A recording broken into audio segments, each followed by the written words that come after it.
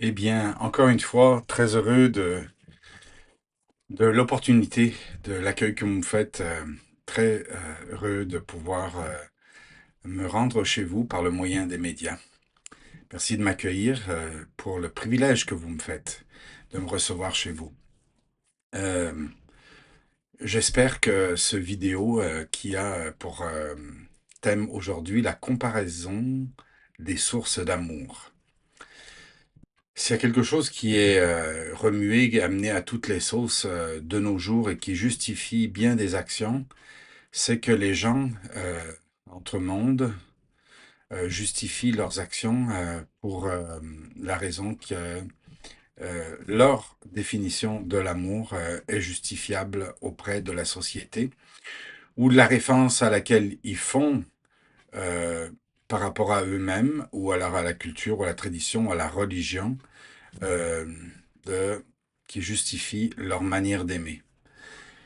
Et il me semblait primordial et fondamental d'aborder le sujet parce que je crois que c'est à la base et au fondement de tout ce qui se passe, de beaucoup de choses qui se passent aujourd'hui de nos jours, qui finalement la toile de fond et la raison fondamentale pourquoi les gens font ce qu'ils font, c'est parce qu'ils le justifient pour des raisons très claires, c'est qu'ils ont des motivations d'affection, d'amour, et ça leur donne toutes les raisons du monde pour se justifier.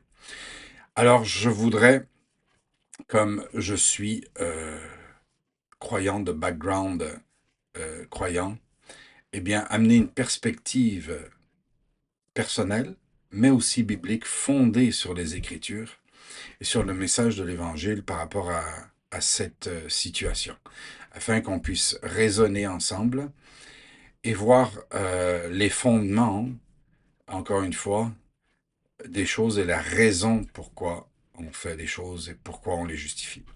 Alors, il y a différents points que je vais amener. Le premier point, ça va être les contrefaçons de l'amour. Les contrefaçons de l'amour. La Bible décrit des contrefaçons de l'amour. Et on va voir cela. Ensuite, on verra la source divine de l'amour. Dieu donne et donne une source divine, donc qui est justifiée par rapport à Dieu. Pourquoi ça vient de lui et quelle est la vraie définition de l'amour? Vu qu'il est le Dieu créateur, c'est lui qui a créé le monde et donc la référence est par rapport à lui, par rapport à sa divinité. Maintenant, qu'est-ce qui découle de cette source divine? C'est les autres amours qui découlent de cette source divine. Donc, si Dieu aime et la source de l'amour, ben, il y a une répercussion sur les les différentes applications de cet amour dans la sphère humaine. Et ensuite, et pour finir, pour quel amour plutôt, avons-nous été créés? Donc, en faisant référence à ce qu'on a vu précédemment.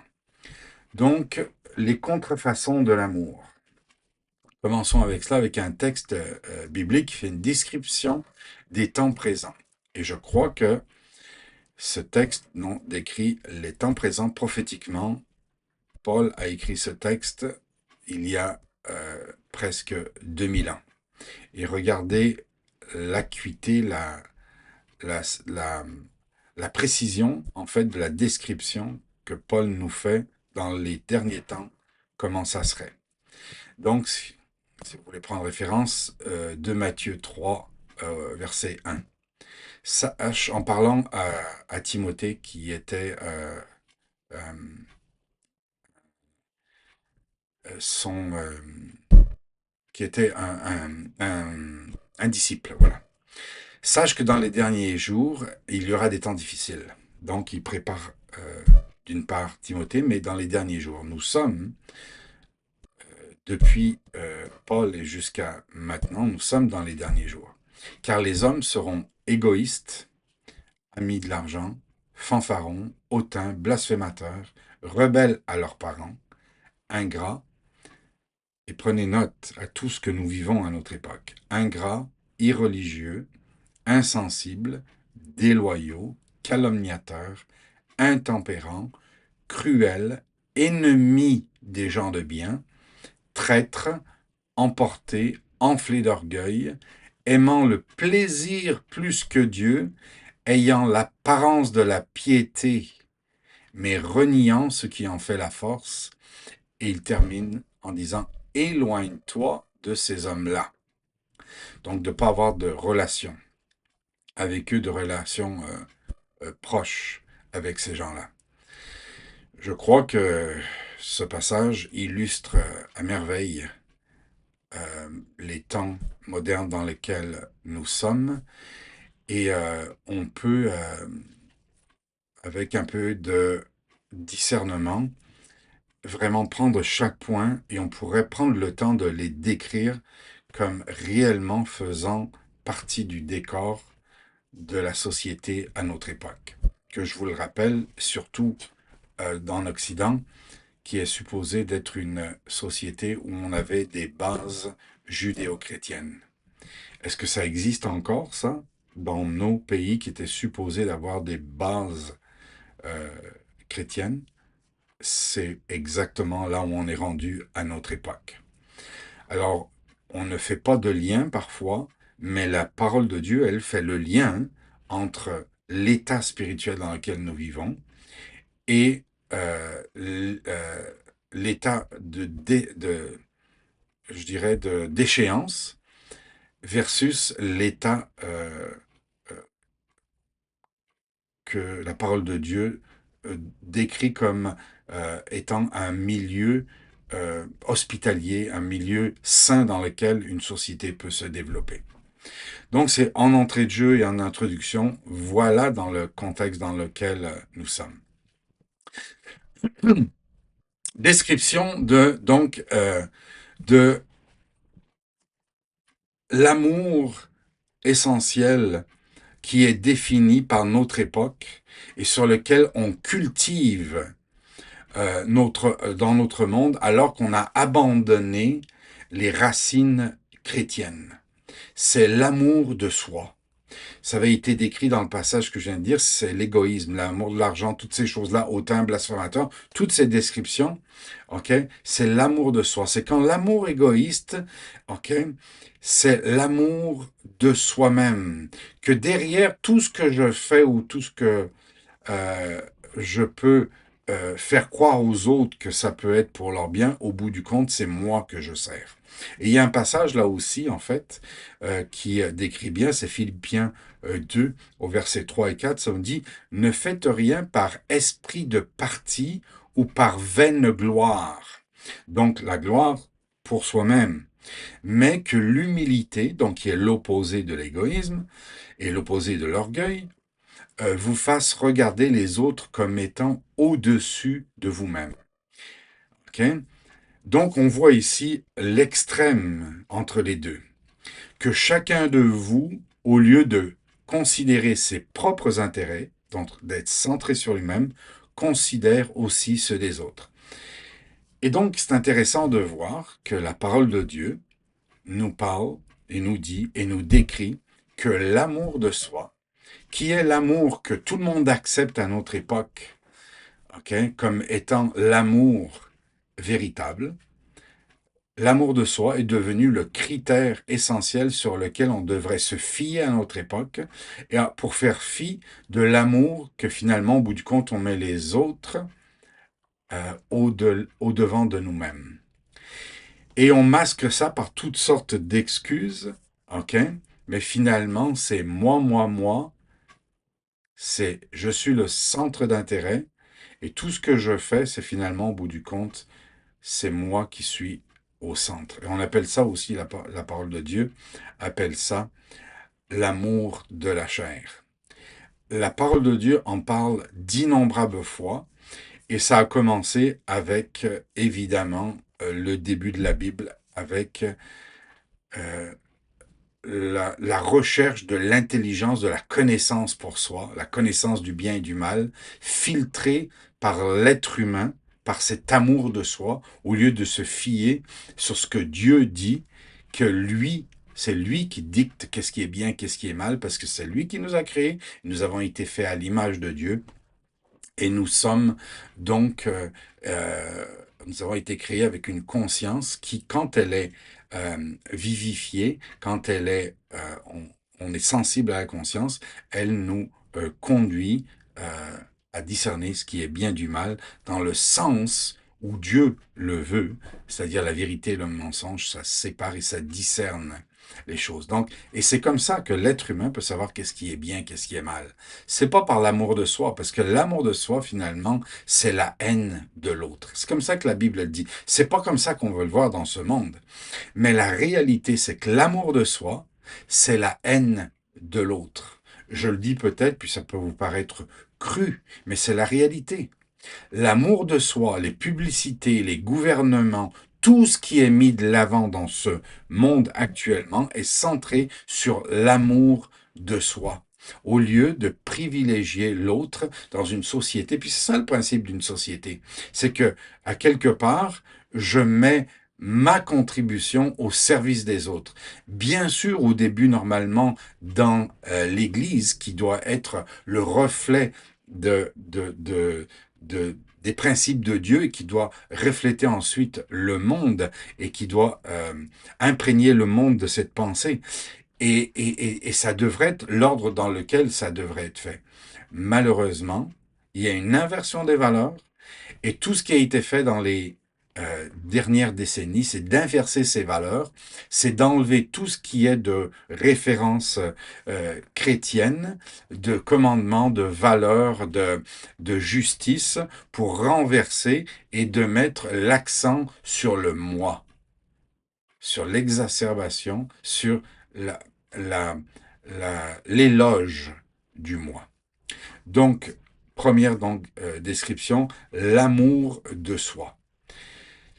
Ensuite de ça, il y a un autre amour que la Bible décrit comme étant une contrefaçon. Après l'amour de soi, c'est l'amour du monde. Ce que la Bible appelle l'amour du siècle présent. Et ça nous dit dans Jacques 4, au verset 4, ça nous dit « Adultère que vous êtes. Ne savez-vous pas que l'amour du monde est inimitié, c'est-à-dire que c'est de la haine contre Dieu. Celui donc qui veut être ami du monde se rend ennemi de Dieu. » Encore une fois, ça peut paraître cru pour quelqu'un qui l'entend pour la première fois ou quelqu'un qui veut justifier les propositions qui sont faites dans le monde. Encore une fois, comme je disais tantôt, le monde a enlevé les valeurs de la vie intérieure par la vie extérieure. C'est quoi la vie extérieure? C'est l'essence, c'est la convoitise des yeux, c'est la convoitise de la chair, c'est l'orgueil de la vie, c'est de réussir. Et encore une fois, ce monde ne fait que proposer des choses qui attisent la convoitise, et c'est à travers non seulement donc de l'intérieur l'amour de soi, qui est centré sur soi, l'égoïsme, mais c'est aussi par l'attrait de l'extérieur du monde. Donc, le monde est la société actuelle de nos jours attise ces convoitises à travers tout ce qui est offert autour de nous afin que les êtres humains se laissent aller à leur convoitise. Et maintenant, est-ce que le monde manipule à travers les publicités, à travers un agenda caché, toutes sortes de manières de proposer une vie qui va de plus en plus à l'encontre des valeurs que Dieu a dictées. C'est exactement ce qu'est en train de faire la société occidentale, c'est de renverser ces valeurs-là afin que les gens acceptent et trouvent ça normal que maintenant, tout ce qui est offert dans le monde, il n'y a plus euh, euh, ce frein intérieur qui nous fait reconnaître qu'est-ce qui est bon pour notre vie intérieure ou pas. C'est-à-dire que qu'est-ce qui était appelé mal, maintenant est appelé bien, et ce monde-là attise non seulement pousse, mais attise le monde à se laisser aller à des pulsions les plus animales qui existent. Et je dis ça sachant très bien que ça pourrait être pris comme des paroles qui n'ont pas d'impact. Mais je veux prendre un instant et insister à essayer de réveiller la conscience en vous, si ce n'est pas déjà fait, pour reconnaître, regarder le monde et comment dans les 80, 80 dernières années, oui, je dirais, le monde a déchu par rapport aux valeurs et qu'il y a quelque chose qui voile les gens à vouloir essayer de le reconnaître parce que le monde et les nouvelles et le gouvernement fait tout pour vous cacher la vérité sur cette réalité que le monde est en train d'échoir dans les valeurs de base de, de notre société. Et c'est caché aux gens. Les gens ne le voient pas. Fait que il y a quelque chose de spirituel derrière cela et les gens sont aveuglés par rapport à cela. Et, et tranquillement, il y a des choses extrêmes qui peuvent arriver à notre époque, comme encore une fois faire référence à l'assassinat de Charlie Kirk, qui réveille des consciences à la réalité que, mais quel monde de fou où on laisse aller les pulsions les plus animales et le meurtre et de toutes sortes de choses, de comportements qui fait que, au bout du compte, on perd l'identité même de gars, de filles. Quelle société qui permet cela? C'est ça, c'est s'appelle qu'on l'appelle l'amour du monde, le siècle présent. Le siècle présent de notre époque, le siècle présent, c'est cette société-là qui permet que le monde infiltre les consciences et perturbe et empêche avoir pour la majorité des gens ce qui, à l'époque, était acquis, les valeurs normales d'une société. L'amour, la paix, la joie, la famille, la bienveillance, le bon goût. Maintenant, c'est tout inversé. On est dans une société de mauvais goût où ce qu'on propose aux gens, c'est l'horreur. C'est l'horreur, les films d'horreur, toutes des choses qui sont contre les valeurs fondamentales qui étaient la base normale d'une société pour n'importe quelle société. On est en train de créer des animaux. La Bible elle dit c'est la, la, la nature animale de l'homme qui ressort. Et c'est triste de voir cela. Il y a un autre passage qui dit dans 1 Jean 2,15 qui nous dit sur le même sujet, « N'aimons point le monde, ni les choses du monde, ni les choses qui sont dans le monde. Si quelqu'un aime le monde, l'amour du Père n'est pas en lui. » Voyez-vous, soit tu aimes le monde, soit c'est l'amour du Père. Et on ne nous présente pas ça comme ça dans la société. On ne le présente pas comme ça. Alors que la parole de Dieu, elle est claire. L'amour du monde, du siècle présent, si vous aimez ça, ce qui se passe dans le monde, le mensonge, la tricherie, le vol, la politique, la corruption, toutes ces choses-là, on ne sait plus qu'est-ce qui est vrai dans les nouvelles, qu'est-ce qui est faux. Si vous aimez ça, l'amour du Père n'est pas en vous. Et on ne peut pas dire « Ah, ben, c'est du jugement ». Non, la parole de Dieu, elle est claire, c'est soit l'un, soit l'autre. Il n'y a pas de milieu. On aime le monde, on aime ce monde-là, on aime ces valeurs-là. Eh ben, on ne peut pas dire qu'on aime Dieu en même temps. Il y a un autre passage aussi pour continuer sur le même thème qui est très significatif aussi, parce qu'il y a des dizaines et des dizaines de passages qui parlent sur le sujet. C'est pas quelque chose que je sors de la Bible comme ça, comme à la fin d'un chapeau. C'est vraiment dans toute la parole de Dieu. Donc, Romains 1, verset 21, ça me dit « Puisque, ayant connu Dieu, ils ne l'ont point glorifié comme Dieu. » Et puis, on sait qu'il y a un Dieu, on en parle et tout ça, mais ayant connu Dieu, ils n'ont pas voulu le glorifier. Toutes les personnes qui rejettent Dieu du revers de la main, puis qui des fois se disent religieux, je suis dans telle religion, j'ai été baptisé, whatever, ça c'est pour vous, ça. Et ça dit, ils ne l'ont point glorifié comme Dieu et ils ne lui ont point rendu grâce. Rendre grâce, c'est dire ce qu'il dit qui est vrai, c'est ça qui est vrai.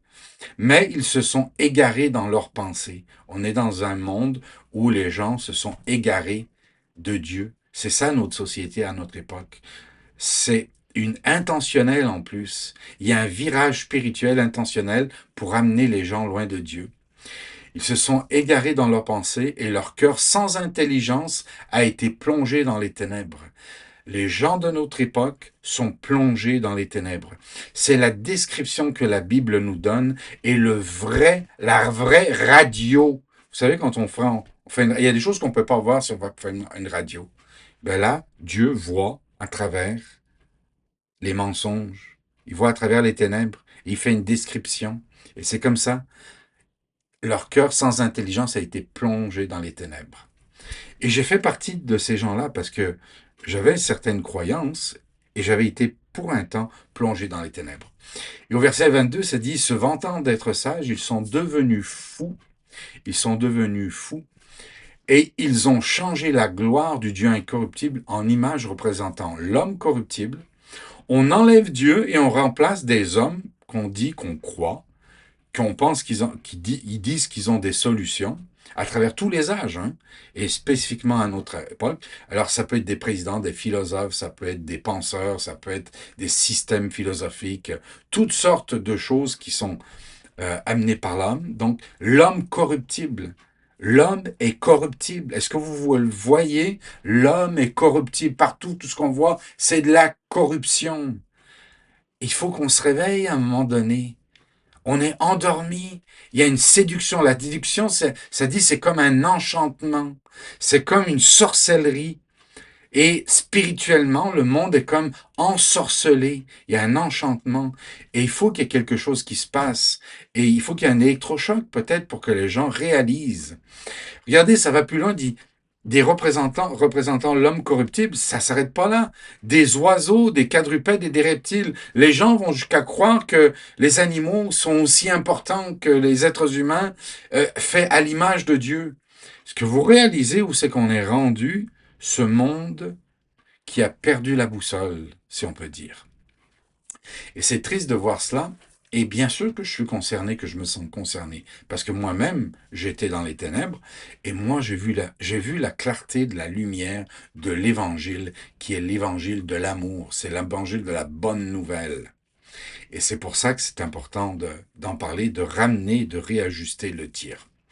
Il y a un autre amour qui existe, et ça, là, justement, ce que je viens de dire, c'est l'introduction à celui-là. L'amour du mal. Et là, on dit, oh, l'amour du mal, ben voyons, l'amour du mal. L'amour du mal existe. Et croyez-moi qu'il y a des gens qui intentionnellement cherchent à faire le mal. Et ils vont le justifier parce que c'est de l'amour du mal. Et vous, ben voyons, c'est difficile à comprendre. Comment c'est possible qu'il y ait des gens... Mais non, c'est qu'ils ont une drive à l'intérieur, une motivation qui les pousse à faire quelque chose, que finalement, au bout du compte, ils sont séduits par des choses qui sont mal et s'en rendent même pas compte nécessairement, ou alors, dans certains cas, parce qu'il y a des gens qui servent le mal euh, intentionnellement. Et justement, dans 1 Jean 2,15, ça me dit, n'aimez pas le monde ni les choses qui sont dans le monde. Si quelqu'un aime le monde, le Père n'est pas en lui. Donc, je reprends le même verset que j'avais pris pour dire que réellement, si on n'aime pas Dieu, l'amour du monde, c'est l'amour des choses qui sont mal. C'est l'amour du mal. Les gens aiment le mal, aiment mentir, aiment tricher, aiment voler, aiment se corrompre, aiment la convoitise, aiment l'adultère, aiment abuser les enfants. Vous comprenez, quand quelqu'un abuse un enfant, c'est au nom de l'amour qu'il le fait. Et c'est terrible de voir cela, mais c'est néanmoins la réalité. Alors, le mal, l'amour du mal est justifié par ces gens-là. Et c'est sûr que ça va même pire que ça, parce qu'il y a des gens dans des sectes sataniques et à des niveaux hauts, des fois, de gouvernement, c'est des serviteurs de Satan, réellement. C'est des gens qui servent intentionnellement le mal à un objectif, même un jour, que l'Antichrist vienne dans ce monde afin qu'il vienne régner par le mal sur ce monde et puis un jour même il sera adoré, nous dire la parole de Dieu. Il y a un autre amour aussi et que il est tellement répandu à notre époque, c'est l'amour de l'argent. Vous savez, au niveau de l'amour de l'argent, il y a bien des choses que tu peux justifier. Et dans Hébreux 13, 5, ça me dit, ne vous livrez pas à l'amour de l'argent. Contentez-vous de ce que vous avez. La parole de Dieu encore est nette et claire, elle est concise et elle est bonne pour notre âme. Contentez-vous de ce que vous avez, car Dieu lui-même a dit, je ne te délaisserai point, je ne t'abandonnerai point. Si on se confie en Dieu, si on met notre espérance en Dieu, eh bien Dieu nous dit, et si on met vraiment, pour de vrai, notre espérance en Dieu, Dieu, et il y a plein de passages encore une fois dans la parole de Dieu, je prends que celui-là, où il y a tellement euh, de références au fait que Dieu prend soin de ceux qui se confient en lui. Dieu, c'est pas un Dieu qui est seulement dans le ciel, c'est le Dieu qui, par son Saint-Esprit, habite et prend soin et conduit dans la vérité, dans l'intégrité, les chrétiens afin qu'ils vivent avec des valeurs chrétiennes. Et Dieu protège et garde et conduit ces gens-là. Et j'en suis euh, un témoignage. Dieu m'a toujours guidé, m'a toujours protégé et m'a conduit, alors que même si j'ai eu des moments difficiles, pour que je puisse rester ferme, et des fois ça fait partie de certains tests, pour qu'on on se laisse pas corrompre, mais de faire confiance à Dieu, parce que au bout du compte, il prend soin de nous. Euh, et comme je disais, pour approfondir ce que je disais tantôt, c'est aussi, pour terminer sur ce sujet, les faux amours, la contrefaçon de l'amour, des faux amours, c'est l'amour pour Satan et l'Antichrist. C'est dans Apocalypse 13 au verset 8, ça dit « Et tous les habitants de la terre l'adoreront ». Est-ce que c'est de l'amour, ça? Ça parle ici de l'Antichrist. Il viendra un temps, ce que nous voyons en ce moment, où toutes les valeurs sont mises de côté, et c'est pour préparer un temps où il y aura un moment donné où l'amour sera dirigé vers l'Antichrist, vers le mal. Et c'est peut-être difficile à vous pour concevoir, mais c'est ce que nous dit la parole de Dieu, et la parole de Dieu est la vérité. Ceux dont le nom, et c'est qui vont l'adorer? C'est ceux dont le nom n'a pas été écrit dès le fondation du monde, dans le livre de vie de l'agneau. C'est qui l'agneau? C'est Jésus, qui est mort pour nous, pour nos péchés, et l'agneau de Dieu qui a été immolé. Il a été immolé afin que nous puissions faire partie et est écrit dans le livre de vie dès la fondation du monde. Nous, Dieu a une destinée pour chacun de nous afin que nous ne tombions pas dans un amour du mal ou satanique ou de l'antichrist, mais que nous soyons accrochés à la vraie définition de ce qu'est l'amour. Et c'est ce qu'on va voir maintenant, la source divine de l'amour.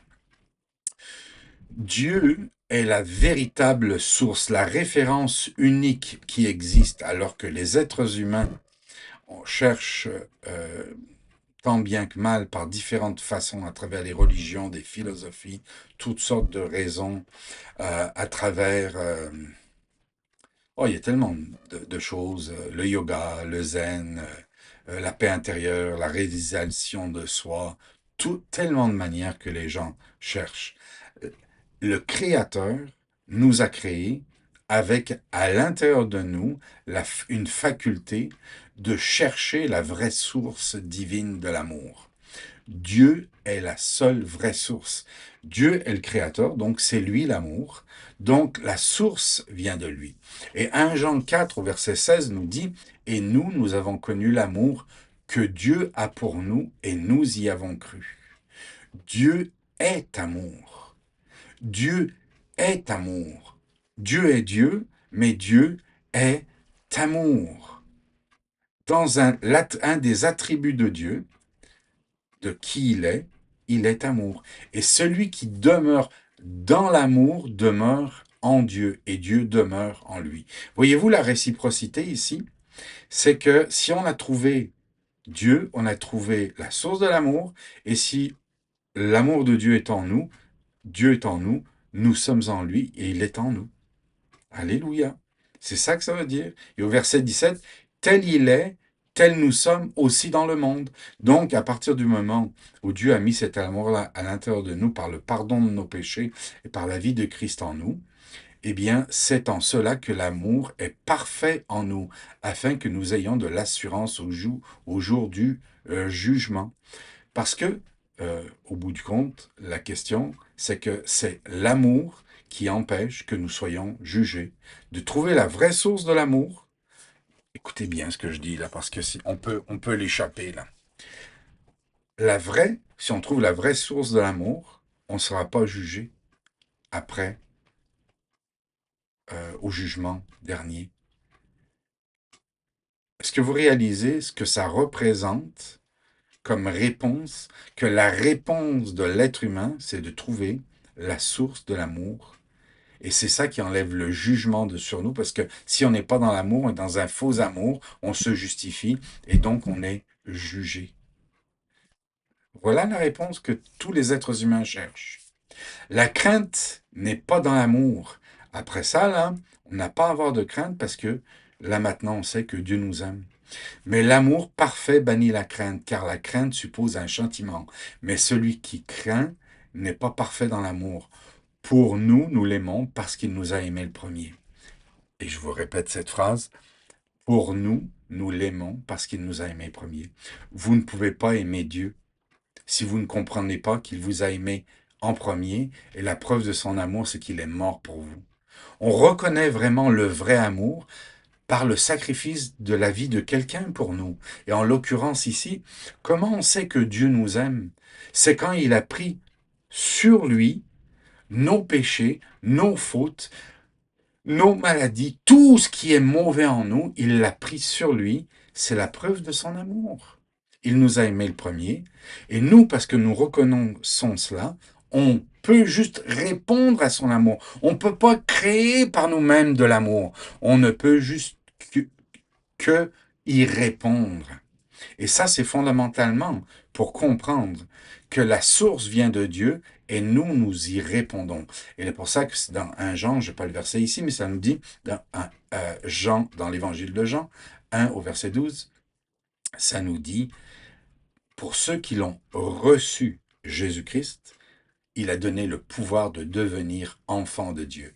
Et à partir de là, nous faisons partie de la famille de Dieu. Maintenant, à partir du principe de la source divine de l'amour, eh bien, on comprend maintenant ici qu'à partir du moment où on a la bonne source et qu'on l'a reçue et que cet amour est à l'intérieur de nous, que maintenant, c'est une question de dispenser maintenant cet amour aux autres, et c'est le moyen que Jésus a choisi à travers son Église qui est née quand il a envoyé son Saint-Esprit, c'est que maintenant, à travers tous les âges, son amour se répande et de différentes façons, et ça restaure le principe de l'amour qui avait été perdu et qui a été retrouvé par une promesse qui avait été faite depuis le début des âges, qu'un jour Jésus-Christ viendrait restaurer cet amour entre les êtres humains et Dieu, leur créateur, à travers le sacrifice de Christ. Maintenant, les autres amours qui découlent de cette source divine de l'amour, eh bien, c'est l'amour de Dieu, comment on va, comme je expliquais, donc l'amour vient de Dieu, nous y répondons, donc pour nous, nous l'aimons parce qu'il nous a aimés en premier, donc c'est juste une réponse, comme je viens de dire. Maintenant, qu'est-ce qui en découle? C'est, premièrement, l'amour conjugal.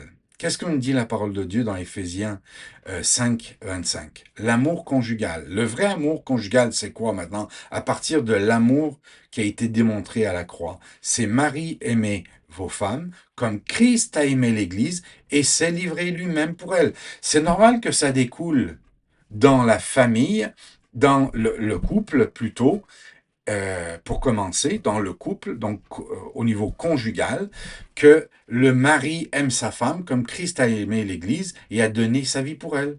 C'est normal que ça découle parce que la famille, c'est le noyau. Et ici, on prend note, c'est hommes, aimez vos femmes. En même temps, ça nous donne l'occasion ici de réajuster, c'est quoi un couple? Un homme, une femme. Hommes, aimez vos femmes. rien d'autre. C'est ça le fondement de la famille. Et le couple est le fondement de la famille. Un homme, une femme. Et c'est ça le vrai amour, parce qu'on va dire, ah ben l'amour, et puis deux homosexuels, whatever, on s'aime, on s'aime. Non, l'amour, c'est sacrificiel. C'est donner sa vie pour l'autre. Et c'est l'homme qui donne sa vie pour le sexe opposé. C'est ça le fondement de l'amour, de la source divine. Et ça peut pas être remis en question. C'est Dieu qui nous a créés à son image, et c'est comme ça que Dieu a établi les choses. Donc, fondement, l'amour conjugal. Qu'est-ce qui découle aussi? C'est l'amour familial traditionnel. Traditionnel. Et ça nous dit dans Éphésiens 6, versets 1 à 3, Enfants, obéissez à vos parents selon le Seigneur, car cela est juste. Donc, pour que ça fonctionne bien, c'est l'obéissance par rapport aux valeurs qui sont inculquées dans la famille. C'est pas le gouvernement qui donne les valeurs, c'est la famille. Et ça, c'est juste. Au verset 2, Honore ton père et ta mère, c'est le premier commandement avec une promesse. L'honneur des parents et de la famille du père et de la mère, honorer cela, c'est un commandement. Alors, si on veut vous faire croire qu'il y a une autre référence à ce que est une famille, ben c'est un mensonge. Les valeurs chrétiennes fondamentales de Dieu, c'est des parents, un homme, une femme, un couple qui a des enfants, l'obéissance, et ça dit honore ton père et ta mère, c'est le premier commandement, avec une promesse, afin que tu sois heureux, que tu vives longtemps sur la terre. C'est ça qui bénit les familles sur la terre. C'est pas la nouvelle manière de concevoir les choses qui sont des anomalies par rapport à ce que Dieu nous dicte et nous donne comme référence biblique. Qu'est-ce qu'il y a comme autre amour aussi qui découle? Ben, c'est l'amour fraternel. L'amour fraternel aussi est une extension de l'amour divin. Jean 15, 12, 13 nous dit, c'est ici mon commandement, aimez-vous les uns les autres, comme je vous ai aimé. Encore une fois, la référence, ça vient toujours d'en haut de Dieu, de Jésus, comme je vous ai aimé. Il n'y a pas de plus grand amour que de donner sa vie pour ses amis. Vous voyez, la référence est toujours le sacrifice. Si on enlève le sacrifice, il n'y a pas de l'amour. C'est de l'amour de soi. Et puis les gens appellent ça de l'amour et on fonde une société de nos jours qui n'a rien à voir avec le véritable amour sacrificiel, mais c'est l'amour de soi. C'est moi, et puis on appelle ça de l'amour et on détruit la société au nom d'un faux amour. Qu'est-ce qu'il y a encore? C'est l'amour du prochain. Qu'est-ce que nous dit encore la Bible là-dessus? L'amour du prochain, c'est notre voisin, c'est toute personne qui est autour de nous. Et ça nous dit, dans Romains 13, au verset 9, ça nous dit ceci. En effet, les commandements, tu ne commettras point d'adultère, tu ne tueras point, tu ne déroberas point, tu ne convoiteras point, et celle qui peut encore y avoir, et ceux, pardon, qui peut y encore y avoir, se résume dans cette parole, tu aimeras ton prochain comme toi-même, l'amour ne fait point de mal au prochain, l'amour est donc l'accomplissement de la loi. Ah, est-ce que c'est pas réconfortant d'avoir des références qui sont valables pour tous les êtres humains, afin qu'on ait l'assurance que la vraie définition de l'amour du prochain soit réellement pour l'intérêt de l'autre. Je veux toujours l'intérêt de l'autre. L'amour ne fait pas de mal au prochain. Et regardez ce qui se passe autour de vous, les tirages de coudes au travail. On veut toujours la première place. On veut toujours passer avant l'autre. C'est exactement l'opposé de la société. On a perdu ces fondements-là, puis on a oublié que c'était là. Comment ça se fait qu'on a oublié ça? Est-ce qu'on peut appeler ça peut-être l'amnésie générale? Est-ce qu'on est rendu à de l'amnésie générale, où les gens n'ont plus de souvenirs qu'il y avait des valeurs qui existaient, qui fait que les gens pouvaient vivre ensemble? sans avoir peur que notre voisin puisse être un bandit et ça évidemment, ça nous éloigne les uns des autres, toujours à avoir une certaine crainte en arrière, même sans l'avouer, que finalement, on est dans un monde où on ne peut pas se faire confiance. Et si on se le fait, c'est vraiment dans une limite qui est acceptable au niveau de la société, mais qui est toujours avec un intérêt caché par en arrière. Et on pourrait prendre le temps, en fait, de voir justement toujours tous les intérêts qui sont cachés derrière cette fausse apparence d'amour qui finalement n'en est pas une. Et donc, je pense, et j'espère que pour vous, ça fait la démonstration que tu aimeras ton prochain comme toi-même. En passant, si on n'a pas une appréciation réelle de soi-même, pas un amour de soi, mais un amour véritable de soi-même, c'est de vouloir que soi-même, on soit libéré de l'amour-propre, de l'amour de soi, pour qu'on soit disponible pour les autres. C'est ça le vrai amour.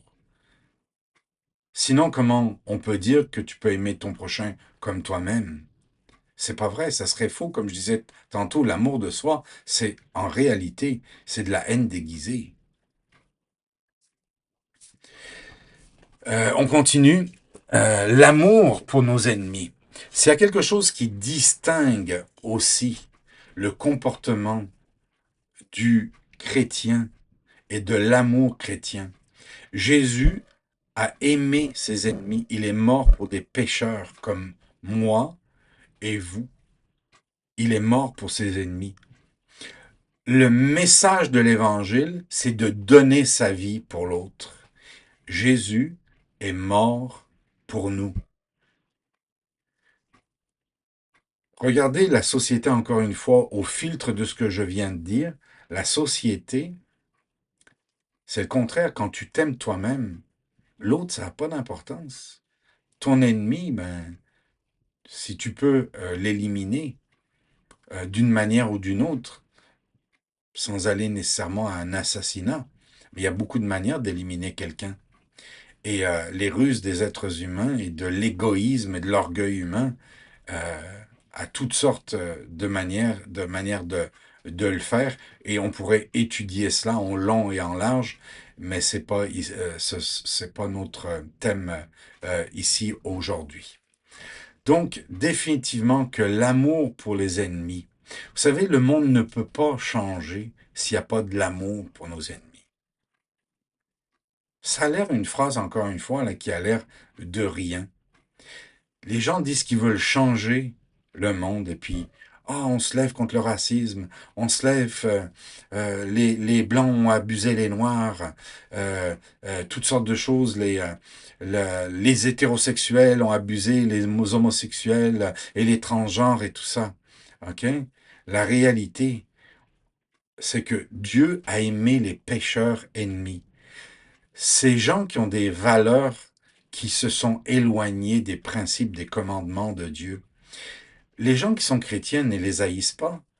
Ils veulent juste leur montrer qu'il y a une voie que Dieu a pour eux, que Dieu a une destinée pour les racheter. C'est ça le message de l'Évangile.